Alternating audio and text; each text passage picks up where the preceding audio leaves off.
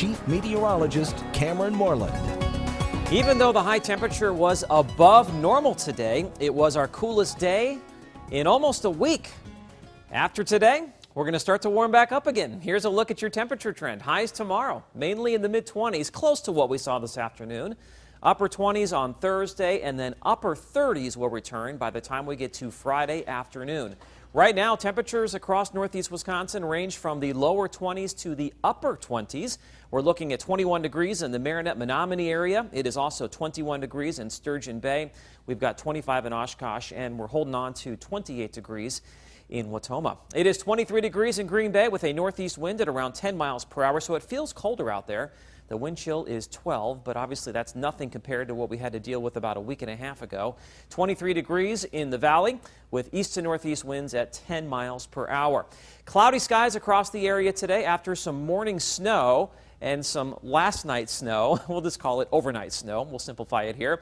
Many spots picking up about 1 to 2 inches of snow, but some spots did see a little bit more than that, including Iola, where 4 inches of snow was reported. We had 2.5 inches in Oshkosh. The system that brought us the snow last night is now quickly moving away across Pennsylvania and Maryland, but we've got more systems off to the west and northwest, and they're both producing some snow this evening. You can see a little bit of snow here across North Dakota up into southern Canada, and more importantly, we've got some snow here across Minnesota, South Dakota, and northern Iowa.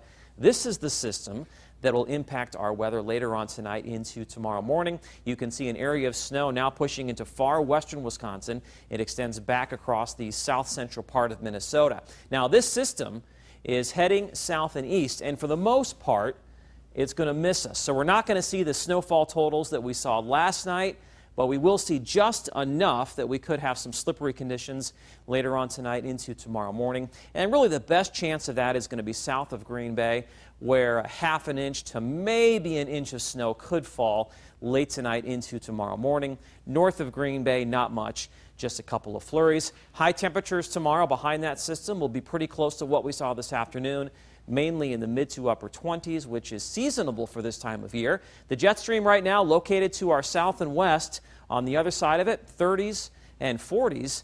Well, it looks like that jet stream is going to buckle as we head towards the weekend, and that means we're going to warm back up. So your forecast for tonight calls for cloudy skies. Some light snow and or flurries are possible late tonight into tomorrow morning.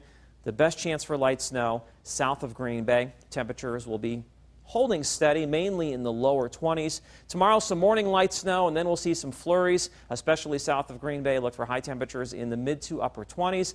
The sunshine looks like it could come back on Thursday. That's the way it looks right now.